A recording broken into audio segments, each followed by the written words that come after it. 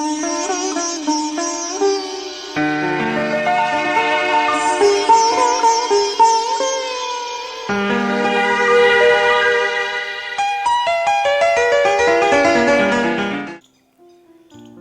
यीशु की क्रिस में प्यारे भाइयों और बहनों, साल में एक बार एक संडे को, और इस साल मई 11 तारीख को उस संडे को हम वोकेशन संडे या गुड शेपर्ड संडे कहते हैं और वोकेशन के लिए ज़्यादा प्रार्थना करते हैं, क्योंकि उस दिन तीनों पाठ बुलाहट के बारे में, विशेष करके धर्मसंगी और पुरोहिताई जीवन जीने के उस अवसर को ज़्यादा बढ़ाने के लिए वोकेशन संडे या गुड शेपर्ड संडे मानकर हम पाठ पढ़ते हैं, सुनते हैं, मनन चिंतन करते हैं। परंतु आज तीनों पाठ हमें ये पुनः एक बार वोकेशन यानी बुलाहट के बारे में हमें बताता है। सबसे पहले हम नबी यशायाह ग्रंथ से अध्याय 6 से हम सुनते हैं। नबी यशायाह एक जवान थे। उनका बुलाहट करीब 742 BCE ईसा मसीह के जन्म के पूर्व 742 वर्ष के उस समय में हुआ था। लगता है कि वो मंदिर में थे। उस समय मंदिर में पूजा पाठ चल रहा था, लिटर्जिकल सेलिब्रेशंस। उस समय ईश्वर उनसे बातें करते हैं। वे सुनते हैं कि यशायाह, तुम्हें मेरे लिए नबी बनना आवश्यक है। अचानक नबी यशायाह यह सोचते हैं और यह कहते हैं कि हाय, मैं नष्ट हुआ, क्योंकि मैं तो अशुद्ध होठों वाला मनुष्य हूं, अशुद्ध होठों वाले मनुष्यों के बीच रहता हूं। यानी अपने आप को वह अयोग्य समझते हैं। अशुद्ध होठों से, अशुद्ध अधरों से मैं किस प्रकार ईश्वर की वाणी सुनाऊंगा। इस संदर्भ में ईश्वर उन्हें कहते हैं कि मैं तुम्हें शुद्ध करूंगा। वेदी से एक सेराफीम उठकर एक जलते हुए आग को उसके अधरों में, होठों पे रखते हैं। इस रिचुअल के बाद यशायाह न सिर्फ अच्छे होठों वाले व्यक्ति बन गए, परंतु उनके सभी पाप धुल जाते हैं, वे शुद्ध हो जाते हैं, वे अपने आप को अयोग्य पाते हैं। तुरंत बाद वे सुनते हैं ईश्वर 2 प्रश्न पूछते हैं। वो 2 प्रश्न इस प्रकार है। पूछते हैं कि मैं किसे भेजूं, और दूसरा प्रश्न, मेरा संदेश वाहक कौन बनेगा। जैसे यशायाह इन दोनों प्रश्न को सुनते हैं, वो तुरंत कहते हैं, मैं प्रस्तुत हूं, मुझको भेज। मैं प्रस्तुत हूं, मुझको भेज। जो भी डायकनेट और पुरोहिताई ऑर्डिनेशन विधि में, रिचुअल्स में भाग लिए हैं, मिस्सा में भाग लिए हैं, उस समय ईश्वर के सेवक, बिशप्स और आर्च बिशप यह कहते हैं कि क्या तुम तैयार हो। और कैंडिडेट यह कहते हैं कि मैं प्रस्तुत हूं, मैं तैयार हूं, मुझे भेज। व्यक्ति जो अपने आप को अयोग्य पाता है, वह अगर ईश्वर को यह बताता है कि ईश्वर जरूर उन्हें वह एक इलाज, एक संदेश या एक कृपा देता है, उसी के द्वारा वह व्यक्ति अपना धार्मिक जीवन, पुरोहिताई जीवन, धर्म संघीय जीवन जी सकता है। वहां से हम आगे बढ़कर दूसरे पाठ में देखते हैं, संत पौलुस पूरे नए विधान के सबसे पहले लिखने वाला लेखक और प्रभु यीशु के पुनरुत्थान के बारे में लिखने वाला पहला व्यक्ति, आज वह वर्णन करते हैं अध्याय 15 में कुरिन्थ नगर के विश्वासियों के लिखे गए अपने पहले पत्र में।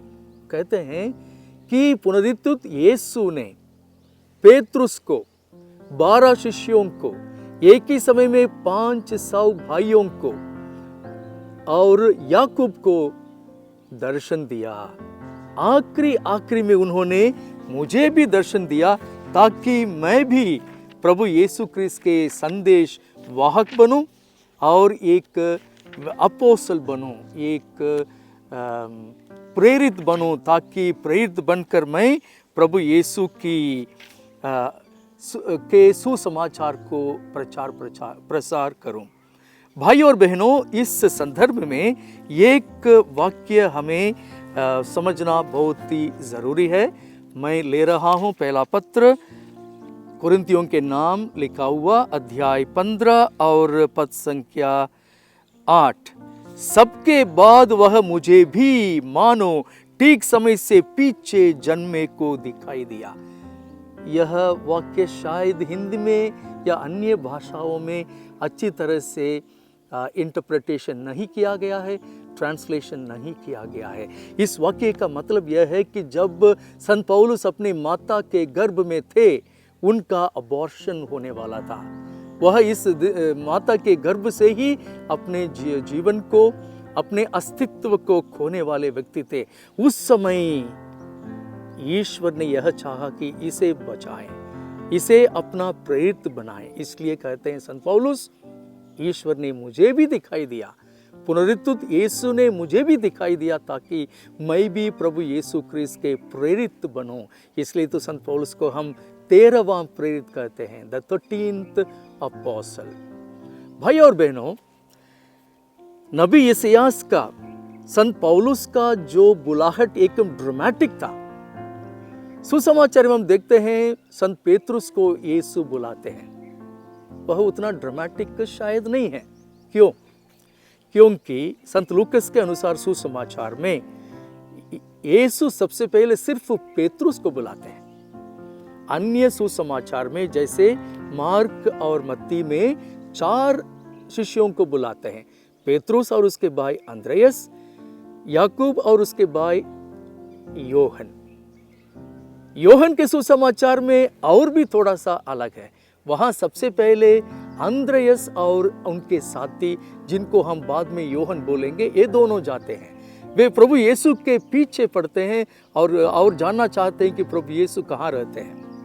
परंतु लूकस के सुसमाचार में पेतरुस और उनके साथी मछली पकड़ने की कोशिश करते हैं, मछली नहीं मिलती है।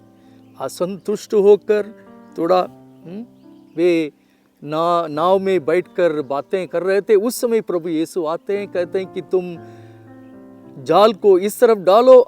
वहाँ बहुत अच्छी मछली वहाँ उन्हें मिलती है, भारी संख्या में मिलती है। और उस समय पेतरुस उनके सामने आकर घुटने टेक कर यह कहते हैं कि प्रभु ईश्वर, मैं अयोग्य नहीं हूँ, आप यहाँ से चले जाइए। ठीक उसी समय जिस प्रकार मूसा ने, जिस प्रकार नबी यशायाह ने, जिस प्रकार नहीं यिर्मयाह ने अपने आप को अयोग्य पाया, ठीक उसी प्रकार पेतरुस भी अपने आप को अयोग्य पाते हैं। परंतु यीशु उन्हें यह आश्वासन देते हैं कि पेतरुस जरूर उनका प्रेरित बनेगा और 12 प्रेरितों में उनका कैप्टन बनेगा, द फर्स्ट पोप बनेगा। ये तीनों बुलाहट के विषय में मनन चिंतन करते समय भाई और बहनों, जब ईश्वर किसी व्यक्ति को बुलाता है, उस समय उन्हें फ्यूचर ओरिएंटेशन नहीं देता है, फ्यूचर का कोई आश्वासन नहीं देता है, यानी फ्यूचर का सेफ्टी और सिक्योरिटी नहीं देता है।